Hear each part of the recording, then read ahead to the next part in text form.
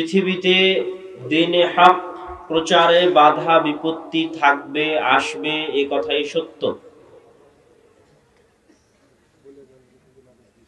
এবং দ্বীনে হকের পথে যারা কাজ করবে তারা নির্যাতিত হবে, মাজলুম হবে, অত্যাচারিত হবে, এ কথাও সত্য। কিন্তু তাদের সবচেয়ে বড় যে অস্ত্র, যে অস্ত্র দিয়ে মুমিনরা টিকে থাকে, সেটা হচ্ছে তাদের ধৈর্য বা সবরের অস্ত্র। তুমি কত অত্যাচার করবা করো, আমি ধৈর্য ধারণ করছি। এই ধৈর্য ধারণের অস্ত্র হচ্ছে সবচেয়ে শক্তিশালী অস্ত্র। আর একজন দাঈর মধ্যে যদি খুলুসিয়াত, ইখলাস এবং একনিষ্ঠতা থাকে, তাহলে ঘরে বাইরে, ভিতরে বাহিরে যত শত্রু বা দুশমন থাকুক না কেন, আল্লাহ সুবহানাহু ওয়া তাআলা দিন শেষে ওই দাঈর জন্য কবুলিয়ত লিখে দেন। এটা পৃথিবী পরিচালনায় আল্লাহ সুবহানাহু ওয়া তাআলার মূলনীতি। সেই ইখলাস এবং খুলুসিয়াত, একনিষ্ঠতা নিয়েই আমরা দাওয়াতি কাজ করার চেষ্টা করি। তবে আমি যতটুকু না পারি সেই জায়গায় আমি কোনো বাড়াবাড়ি এবং কোনো রূপ মাত্রাতিরিক্ত ছাড়াই আমার হৃদয়ের 100% অনুভূতি থেকেই বলছি, সেই জায়গায় আমার পিতা যোজন যোজন এগিয়ে। এই বছর আমি যে প্রথম প্রোগ্রাম করেছিলাম সেটা ছিল সম্ভবত ময়মনসিংহ।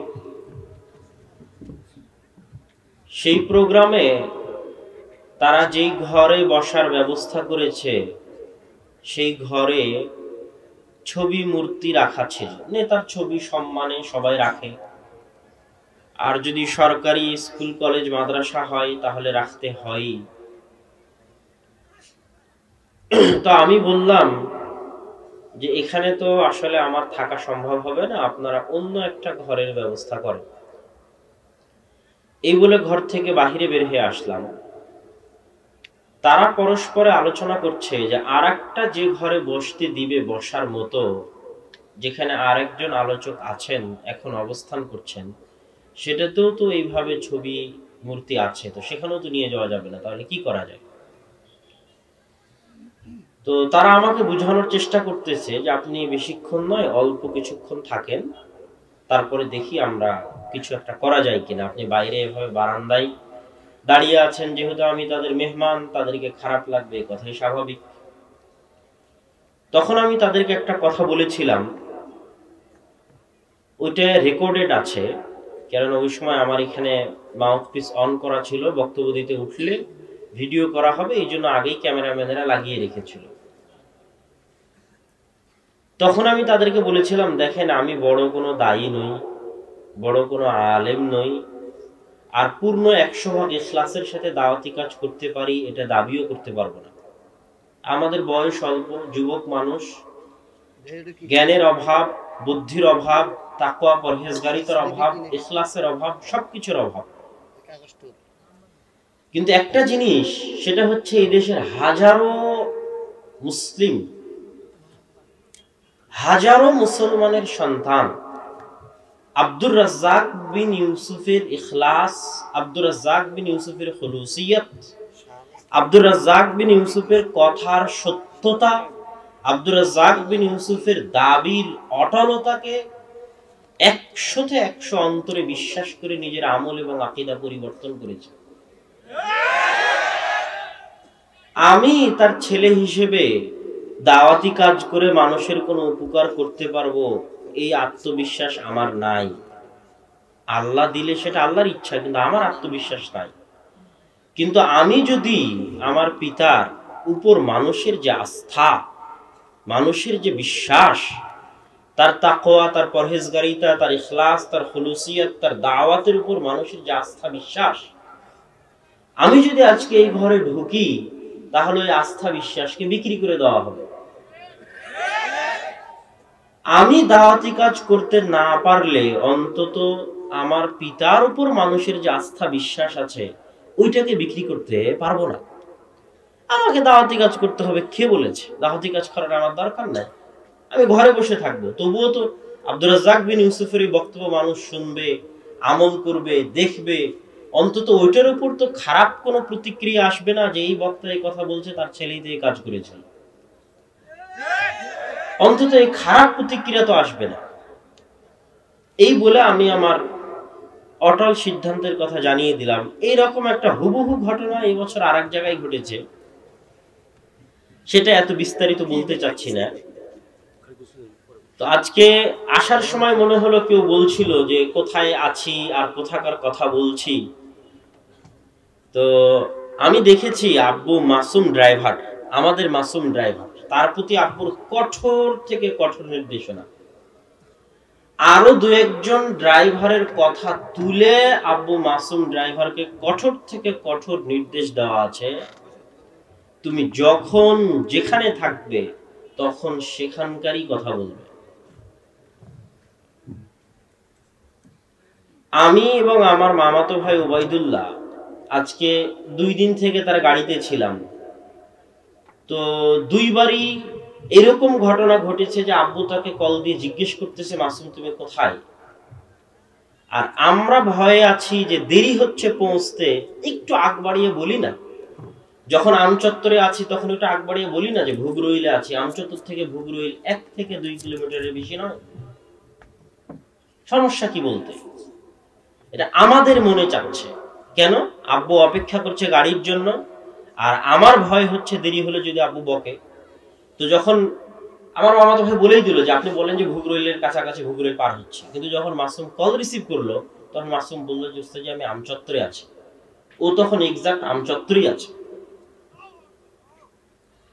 তো এই সত্যতার বিষয়ে আমি আমার জীবনে যাদের কাছ থেকে শিখি, যে শিখবো এই মানুষটাকে দেখে, তো তাদের শিখার মধ্যে আমি পাইনি যে আমার পিতার কাছ থেকে যতটুকু শিখতে পারবো অতটুকুই যদি মানতে পারি, আমল করতে পারি, তো এটাই অনেক। তো এই সত্যতার বিষয়ে উনি হচ্ছেন অটল। তো আজকে আসার পথে আমার কথা কানে আসলো, এই জন্য বলতে গিয়ে বলা। যদিও আমি আরো শক্ত আরো কঠোর ভাবে বলতে পারি, কিন্তু যেটা বাস্তব সত্য ঘটনা সেটাই তুলে ধরে বললাম। অন্তত আব্দুর রাজ্জাক বিন ইউসুফের প্রয়োজন নাই যে আপনাদেরকে আশ্বাস দিয়ে বসিয়ে রেখে, তার ড্রাইভার আশ্বাস দিয়ে বসিয়ে রেখে দেরি করাবে, এটার প্রয়োজন নাই। আমরা যখন যেখানে আছি তখন সেখানকার কথাই বলেছি। এবং আল্লাহ সুবহানাহু তাআলা যেন, আল্লাহ সুবহানাহু তাআলা আব্দুর রাজ্জাক বিন ইউসুফের দাওয়াতকে যে কবুল করেছে, এই কবুলিয়াতের অন্য কোনো কারণ নাই। উনি ভিতরে যতটুকু বাহিরে ততটুকু, বাহিরে যতটুকু ভিতরে ততটুকু। কাউকে পরোয়া করে কথা বলতে হবে এবং কাউকে মেপে কথা বলতে হবে, এটা আমি আমার জীবনে কোনোদিন ওনার বৈশিষ্ট্য এবং গতিতে দেখিনি। এই জন্য কাউকে মেপে, কাউকে ভয় পেয়ে, কাউকে পরোয়া করে কথা বলার উনি প্রয়োজন মনে করেন। আজকে একটা ঘটনা আপনাদেরকে শোনান, জানি না এই ঘটনা শোনানোর পাল্টা প্রতিফল কি হতে পারে। বাংলাদেশের একটা বিশাল সরকারি অফিস, নাম বললে সমালোচনা বেশি হবে, এই জন্য নাম বলছি না। এবং বাংলাদেশের সর্বোচ্চ পর্যায়ের দায়িত্বশীলদের একজন, সরকারি দায়িত্বশীলদের একজন, সর্বোচ্চ পর্যায়ে যারা দায়িত্ব পালন করে তাদের একজন। উনিও কোনো একটা বিভাগের প্রধান, কোনো একটা ইয়ের প্রধান, সর্বোচ্চ পর্যায়ে যারা প্রধান থাকে তাদের একজন। তো আপনারা জানেন যে করোনার মধ্যে আব্বুর অনেক বক্তব্য, যেটা উনি সারা পৃথিবীর বহু আলেম ওলামা স্রোতের গতিতে, যখন আমি নিজেও ভুলভাল বক্তব্য দিয়েছি মানুষের কথায় প্রভাবিত হয়ে, মিডিয়ার কথায় প্রভাবিত হয়ে, তখন কোনোদিন তাকে পরিবর্তন করতে পারিনি। আমি তো পারিনি, আমার ভগ্নিপতি বাকিবিল্লাহ হাজারো চেষ্টা করেছে আব্বুকে পরিবর্তন করার, যে আব্বু এটা এইরকম, আসলেই এই কাহিনী। আসলে এটা গুরুত্ব দিয়ে বলা উচিত, আপনি এভাবে বলিয়েন না, মানুষ দুর্নাম করবে। তখন দুনিয়াতে কেউ বিশ্বাসই করতে চায়নি। সবার একটাই দাবি, হ্যাঁ 3 ফুট দূরে দাঁড়াতে হবে, সালাতে মাস্ক পরতে হবে, সবার একটাই দাবি। সেখানে স্রোতের বিপরীতে ঘরের মধ্যে জিহাদ করে আমি আর আমার ভগ্নিপতি লকডাউনে আটকে গেছিল, আব্বুকে তার এই ফতোয়া থেকে সরাতে পারিনি। বাহিরে তো মানুষ দুর্নাম করছে, ফেসবুকে দুর্নাম দিয়ে ভরিয়ে দিয়েছে, কিন্তু উনি ভিতরে তার পরিবারের পক্ষ থেকে বাধার সম্মুখীন যে আপনি এই কথা বলিয়েন না, উনি এই কথাকে পরোয়া করেন। তখন যা বলেছে এখনো তাই বলছে। দুনিয়ার মানুষ তার ফতোয়া পরিবর্তন করেছে, উনি পরিবর্তন করেননি। তো উনি যেই দিন ওই বড় দায়িত্বশীলের সাথে দেখা করতে যাবেন, 4-5টা 6-7টা চেকিং এর স্তর পার হচ্ছে। তো হ্যাঁ, আমি বলবো দেশের আইন মেনে অবশ্যই মুখে মাস্ক পরা উচিত। তো আব্বুর দাবি হচ্ছে যে আমি যখন রুম থেকে বের হয়েছি তখন আমি অজু করে বের হয়েছি, এখান থেকে যখন ফিরে যাব তখন গিয়ে অজু করব, এটাই আমার হেফাজতের জন্য যথেষ্ট, আমাকে আলাদা করে মাস্ক পরতে হবে না। এটা তার ব্যক্তিগত চিন্তা। যখন যেখানে যে বাধা দিয়েছে তখন তাকে তিনি উত্তর দিয়েছেন। বিমানবালা হোক, বিমানবন্দর হোক, ব্যাংক হোক, যেখানে হোক, সেখানে বাধা দিলে উনি উত্তর দিয়ে, দেখো আমি অজু করে এসেছি, এখান থেকে গিয়ে আবার অজু করবো। এবং করোনার মধ্যে ওনার একটাই কথা ছিল যে অজু করতে হবে। মানুষ বলেছে হাত ধো, উনি বলেছেন অজুর কথা। এই জন্য আল ইতিসাম টিভিতে দেখবেন যে করোনা থেকে বাঁচার একমাত্র উপায় লেখা আছে অজু, কিন্তু মানুষ কিন্তু বলেছে শুধু হাত ধোয়ার কথা। আব্দুর রাজ্জাক বিন ইউসুফ শুধু হাত ধোয়ার কথা বলেননি, অজুর কথা বলেছেন, অজু করতে হবে। তো যে 5-6টা চেকিং ক্রস হলো, তো সব চেকিং এ এটাই কঠোরতা যে মাস্ক পরতে হবে। তো উনি তো বিনা মাস্কই আছে। তো যেহেতু সাথে একজন উচ্চ পদস্থ কর্মকর্তা আছে, আর একজন যিনি নিয়ে যাচ্ছেন, ওনাকে সবাই স্যার স্যার বলতেছে। তো স্যার স্যার বলার কারণে তার সাথে যে আছে তাকে আর কিছু বলছে না বলে একটা বিশাল রুমে প্রবেশ করলাম, 4-5টা চেকিং পোস্ট অতিক্রম করে যে বিশাল রুমে প্রবেশ করলাম, ওখানে যিনি নিয়ে যাচ্ছেন তার মতো পদমর্যাদার আরো 6-7 জন অপেক্ষায় আছে। উনি যিনি সর্বোচ্চ পর্যায়ে, তার সাথে দেখা করবেন।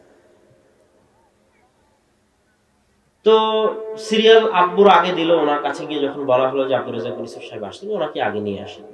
তো গেল আব্বু, উনি দাঁড়িয়ে টেবিল থেকে দাঁড়িয়ে সালাম দিলেন।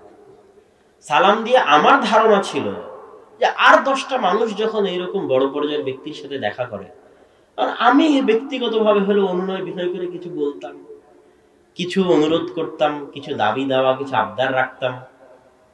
আমার ধারণা যে আব্বু অবশ্যই আজকে এরকম কিছু বলবে, কিছু দাবি দেওয়া, কিছু আবদার, কিছু অনুরোধ রাখবে। কিন্তু যেই বিষয়ে সমস্যা তৈরি হয়েছে, আব্বু ওই বিষয়ের উপরে এত কঠোর বক্তব্য দিলেন, ওই রকম উচ্চ পর্যায়ের দায়িত্বশীলের সামনে, যে আমি নিজে আতঙ্কিত ছিলাম যে এই বক্তব্যের পরে কি হবে। ওই রকম উঁচু পর্যায়ের দায়িত্বশীলের সামনে যেই বিষয়ে সমস্যা তৈরি হয়েছে, ওই বিষয়ে উপস্থিত কোরআন এবং হাদিস থেকে এত কঠোর বক্তব্য দিলেন, যেগুলো অধিকাংশই ছিল করোনা রিলেটেড। তো ওই দিন আমি আর একবার জানতে পারলাম যে আমিও আসলে আমার বাবাকে এখন 100-100 চিনতে পারিনি। ওনার ব্যক্তিত্ব, ওনার অটলতা, ওনার দৃঢ়তা, ওনার নীতির উপর অটলতা, এইটা আসলে আমিও এখনো 100-100 ওনাকে চিনতে পারিনি। ওই দিন আমি এটা অনুভব করতে পারলাম। সুতরাং যারা এখানে মঞ্চে বসে 2-3টা কথা বলে ওনার উপর কিছু আরোপ করতে চায়, তাদের উচিত আল্লাহকে ভয় করা, এবং এই কথার হিসাব কিয়ামতের মাঠে দিতে হবে। এবং আব্দুর রাজ্জাক বিন ইউসুফ যতটুকু বলেন অতটুকুতে উনি সত্য বলেন। উনি দিন বিক্রি করে মানুষের কাছে খাবেন না, 30 বছর থেকে বলে আসছেন, এখনো বলছেন, এবং এটার উপর উনি অটল থাকার চেষ্টা করেন। একই সময় যেহেতু অনেকগুলো ঘটনা ঘটেছে, এরকমই আর একটা বড় উচ্চ পর্যায়ের অফিসে এবার ডেকে পাঠানো হলো। সেটাও একটা কঠিন জটিল বিষয় নিয়ে। দাবি হচ্ছে আপনার ফতোয়া পরিবর্তন করতে হবে, আপনি এভাবে বলেছেন, এভাবে বলতে হবে। তো বাসা থেকে আলোচনা হয়ে আব্বু এই মর্মেই গেছে, এই বলেই গেছে যে যা হয় হোক, আমি ফতোয়া পরিবর্তন করতে পারবো না। এই জন্য ফতোয়া পরিবর্তন করতে পারবো না যে আমি যা মুখে বলেছি এটা আমি বলিনি, এটা আল্লাহ রাসূলের হাদিস, বুখারীতে লেখা আছে। আজকে আপনারা আমাকে ফতোয়া পরিবর্তন করতে বলছেন, বুখারী তো আর পরিবর্তন করতে পারবেন না। তো তো আমি যেটা বলেছি এটা বুখারীতে থাকা আল্লাহ রাসূলের হাদিসের অনুবাদ, এটা পরিবর্তন করতে পারবো না। তাতে আপনারা যেটা করার সেটা করতে পারেন। তবে হ্যাঁ, আপনারা চাইলে আপনারা যে বিষয়ে আতঙ্ক বোধ করছেন, যে বিষয়ে সমস্যা বোধ করছেন, সেই বিষয়ে আমি এই ধরনের একটা ব্যাখ্যা দিতে পারি।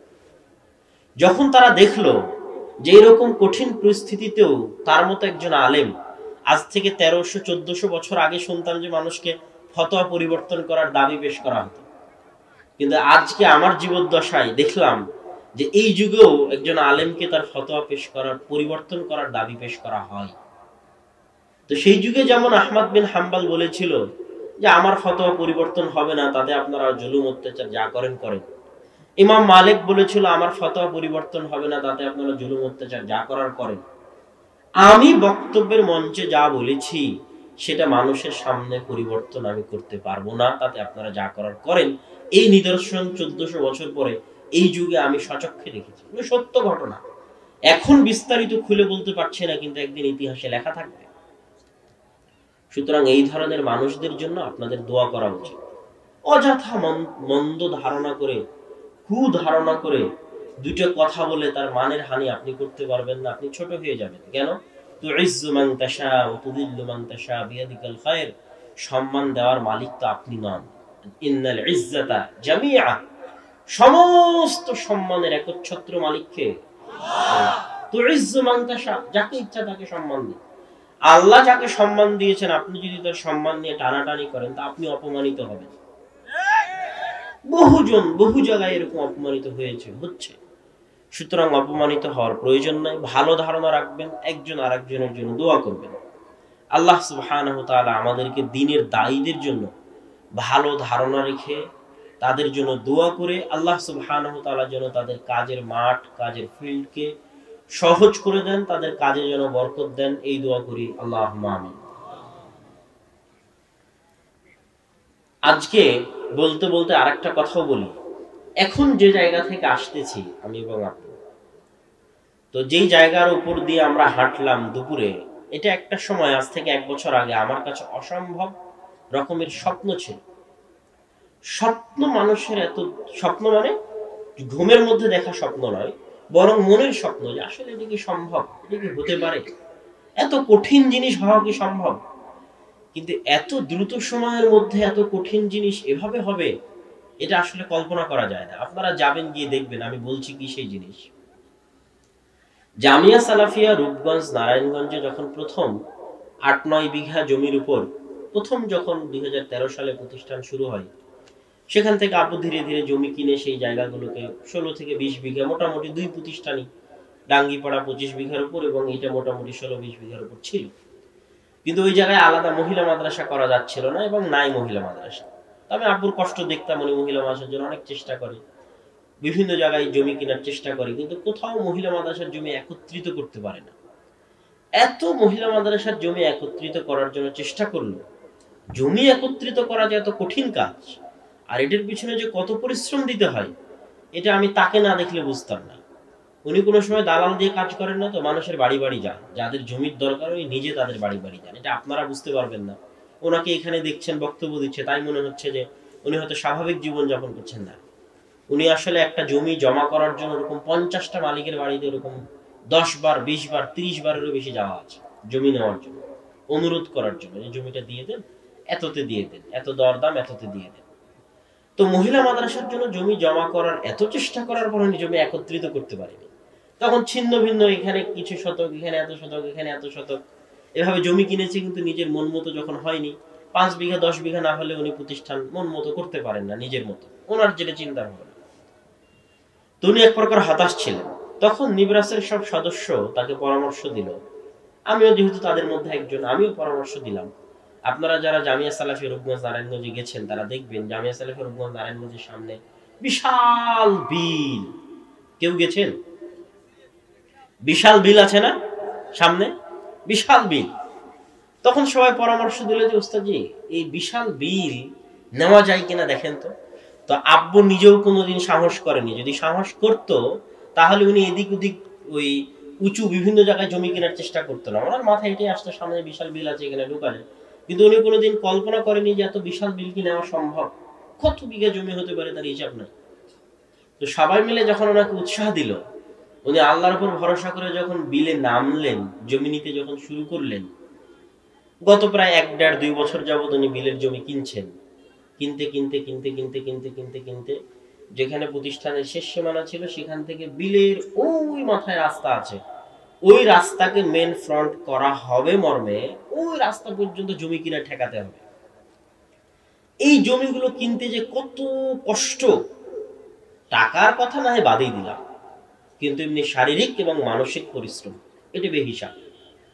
তো জমিগুলো যখন কিনা হয়ে গেল, কিনা হয়ে যাওয়ার পর এখনো শেষ হয়নি, কিন্তু মোটামুটি এক সিরিয়াল হয়ে ওই মাথায় ঠেকে গেছে। তখন ওগুলোতে সাইনবোর্ড লাগানো হলো, একদিন দেখতে গেলাম, অনেক ভালো লাগছে। তারপরে আজকে গিয়ে দেখি যে ওই পুরো জায়গার উপর বালু দিয়ে ভরাট করা আছে। তো ওই বালু ভরাটেই প্রায় 1 কোটি টাকার মতো খরচ আছে, যেটা গত এক সপ্তাহে ওখানে বালু ভরাট হয়েছে।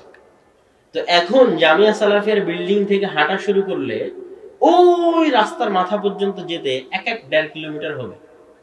পুরোটাই কিসের জমি বলেন তো? জামিয়া সালাফিয়ার জমি। আল্লাহু আকবার। প্রায় 50 বিঘা জমির উপর। তো যেই সমস্ত মানুষের পরিশ্রম দিয়ে, হাত দিয়ে আল্লাহ সুবহানাহু ওয়া তাআলা এই ধরনের বড় বড় কাজ করান, তাদের সাথে যদি আপনি শত্রুতা করেন, তা আপনি ধ্বংস হয়ে যাবেন।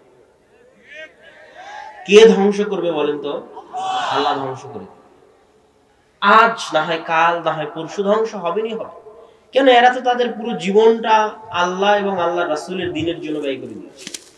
তাদের প্রতি খারাপ ধারণা করে তাদের বিরোধিতা করতে গেলে আপনি ধ্বংস হয়ে যাবেন। ওই ভরাটওয়ালা বালুর উপরই এবার সালাফি কনফারেন্স হবে 13-14 জানুয়ারি। আপনাদের দাওয়াত থাকলো, আসবেন ইনশাআল্লাহ। অন্তত দেখতে যে আহলে হাদিসদের এত বড় প্রতিষ্ঠান সারা বাংলাদেশে নাই। হয়তো এমনি মাদ্রাসা হিসেবে সারা বাংলাদেশে এত বড় মাদ্রাসা নাই বলে আমার ধারণা, আমি জানি না। 50 বিঘা প্রায় কাছাকাছি জমি, আরো জমি হবে, বিলের আরো কিছু জমি বাকি আছে, একদম ঢাকার পাশে। তো অন্তত এত বড় প্রতিষ্ঠান দেখতে যাওয়া উচিত, এবং এই প্রতিষ্ঠানকে যেন আল্লাহ সুবহানাহু ওয়া তাআলা কবুল করে এর জন্য দোয়া করা উচিত। আল্লাহুম্মা আমিন। তো যেহেতু কথা আসতে কানে আসছিল, এই জন্য এত কিছু বলা। কোনোদিন আমি এগুলো গল্প বক্তব্যের মাঠে কোনো সময় করিও না, করা পছন্দও করি না। আমি চাই যে এগুলো কোনোদিন লিখিত আকারে মানুষের কাছে আসবে, সেগুলো মানুষ জানবে, দেখবে। কিন্তু তারপর আজকে অবস্থার পরিপ্রেক্ষিতে যেহেতু মাইক থেকেই বিভিন্ন ধরনের উল্টাপাল্টা কথা বলা হচ্ছিল, বারবার বলছিলেন যে উনি নাম নিয়ে বলবেন না, কিন্তু বুঝাইতে যাচ্ছে উনি কাকে বলছিলেন। কিন্তু এটা তো চরম ডাহা মিথ্যা কথা। আল্লাহ ওনাকে হেদায়েত দান করুন। আল্লাহুম্মা আল্লাহুম্মা।